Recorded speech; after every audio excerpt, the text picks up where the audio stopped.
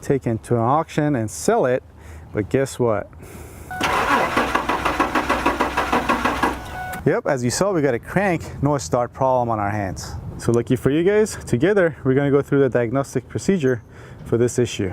Alright, so you can either start off by checking for fuel or spark. And what I'm going to do is to start off by checking for spark by first removing a spark plug wire. Next, you can either install a spark tester at the end of your spark plug wire or simply use a known good spark plug as I'm doing right here.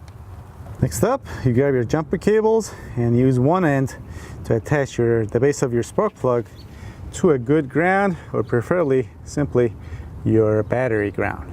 So next, we'll simply get in our car and start the engine and see whether we get spark at our spark plugs. Alright, so I know that was a bit shaky, but if you were to look closely, you will see that we do indeed have spark at our spark plug. So we can check that off our list. Remove our spark plug and reinstall the spark plug wire. Now there are two ways to go about checking for fuel. One way is the backyard mechanic way, which is to use some starting fluid. But this way simply tells you that you have a problem with your fuel delivery system. It doesn't really help you narrow down to your problem to either your fuel pump or maybe you're not getting a fuel injector pulse. Now generally speaking, if you have fuel delivery issues, it's 9 out of 10 times it's going to be your fuel pump. But it's much better to use a fuel pressure gauge to try to narrow down your issue. However, if your only option is starting fluid, here's how you use it. You basically need to open up your air intake system to where you can spray the starting fluid after your MAF sensor if your car is equipped with one. So the MAF sensor on this truck is right down here. So we want to make sure we spray our starting fluid after that. So what I'm going to do is to actually come right down here and remove this PCV hose that goes to this bigger intake hose. And then we're going to give it a good couple of sprays with our starting fluid. So we'll crank our engine one more time, making sure to open the throttle plate. And then if it runs, then that verifies that we have a fuel delivery issue. So there, as you guys just saw, the engine wanted to start, but since my stupid boost pack ran out of juice, I couldn't keep cranking it and show you guys how much more the engine could run on just that little starting fluid. Now, a little rant by yours truly on these genius boost packs. These guys work just fine. The only problem is that these leads are too short and that the way you recharge these is through a USB cable that attaches to either a laptop or a computer. But my main issue is with the owners of this company. They sent me this the smallest boost pack, for which I did a free review on. I just received the boost pack alone. They should have really just paid me and supplied the bigger ones. But again, this thing works just fine. The only thing is that the owners of this company are cheapskates. Alright, so rant over. As you just saw, we verified that we do have a fuel delivery issue, but we don't know if it's the fuel pump, the wiring to the fuel pump, fuel injector pulse problems or anything like that. And that's why, if you can help it, you should always use a fuel pressure gauge. Now, as far as where you connect your fuel pressure gauge, well, you usually have a fuel pressure test port right on your fuel rail. In this case, it's going to be on the driver's side of the fuel rail on this car. Now, if you have an older car that doesn't come with one of those, you simply have to tee a fitting in to your fuel supply line that goes to your fuel rail. Now, if you don't have one of these, I suggest you get one. I'll put links to where you can get them for cheap online down below in the description box, so you can click on them and check them out for yourself. But anyway, next we'll screw this into the test port on the fuel rail with the key removed and the engine off, obviously. And it goes without saying, make sure all your connections on this pressure gauge are tight and they are not leaking, as otherwise you can catch your engine on fire. Then you have a lot bigger problems to worry about. And next, we're going to get in our car and turn the key to the on position. And with the key in the on position, we should have about 35 to 45 psi fuel pressure in our fuel rail. And that is if our fuel pump is working properly. So again, we're only going to turn it to the on position.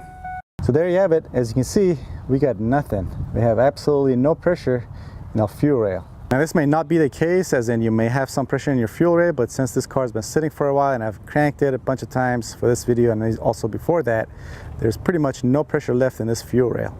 Now, since we don't have any pressure in our fuel rail, we verified that we have a problem with either our fuel pump or our fuel pump circuit.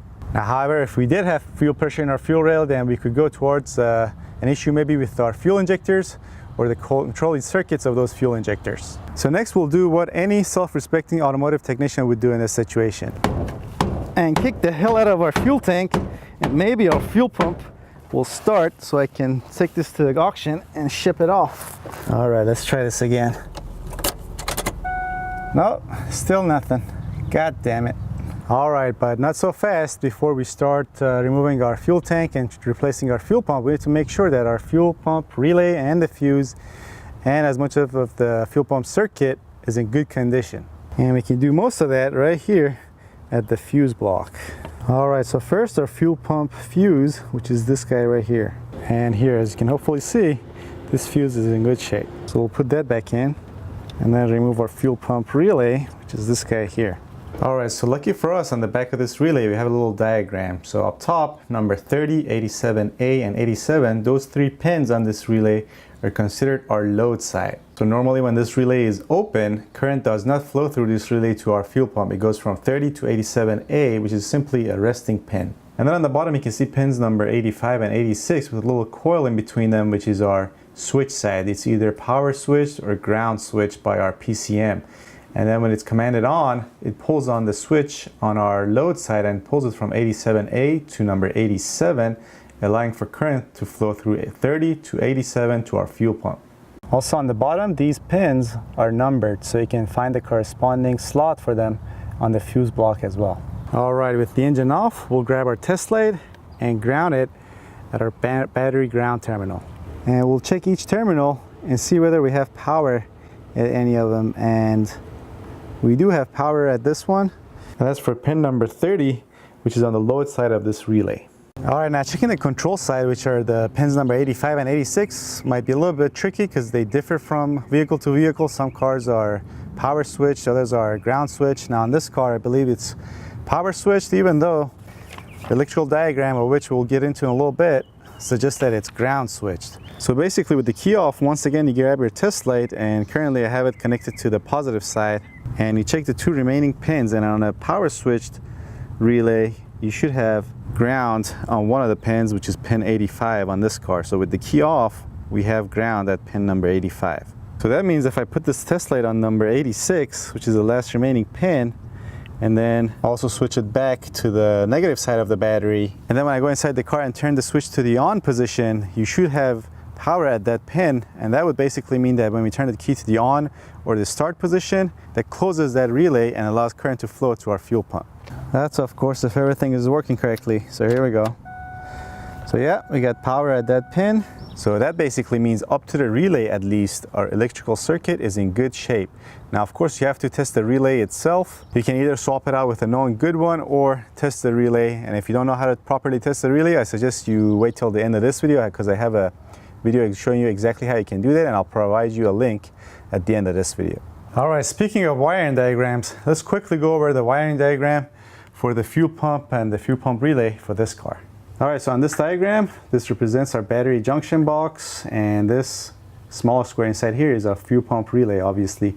So on the load side, we have current in the red here coming from our fuel pump fuse, which we checked to pin number 30 right up here. As you remember, we checked that and we have power there. So this is pin number 30 up here, and you can see pin number 87 on the relay here. So this would basically be pin number 87A. And when this closes, current can flow through here to our fuel pump, and this is closed by the control side as we talked about. So we got pin 86, which we checked, which gets current when the key is in the on position here. And this here is the ground side for this control side of this relay, which this graph would suggest gets controlled by the PCM. But actually, regardless, we have everything here that we need to make this fuel pump run. So basically, when we turn the key to the on or the crank position, we get power here. This closes the circuit, allows current to flow through here at this place. Some of it goes to the PCM, which I believe is the monitoring pin for the fuel pump. And then another wire goes up here through our inertia fuel shutoff switch, which I believe a lot of the Ford truck and SUVs have. Which, by the way, goes to show you, if you can help it, you should always check the wiring diagram and try to learn how to read a wiring diagram, because this inertia switch basically here is a safety switch, which is basically closed under normal driving conditions, which allows current to flow through it to your fuel pump. But if you get into an accident or even sometimes hit a really big pothole and your car vibrates violently, that switch as a safety mechanism opens, which cuts off the flow of current to your fuel pump, which basically means your car turns off. So if you are unfamiliar with these cars and don't check the wiring diagram and don't find out that you have an inertia switch and you go and replace your fuel pump, then afterwards find out you have an inertia switch and that was the only reason why your car was not running, well, now you're out a couple $100 and a lot of time spent changing a fuel pump on these trucks. And the inertia switch on most of these Ford trucks lives down here.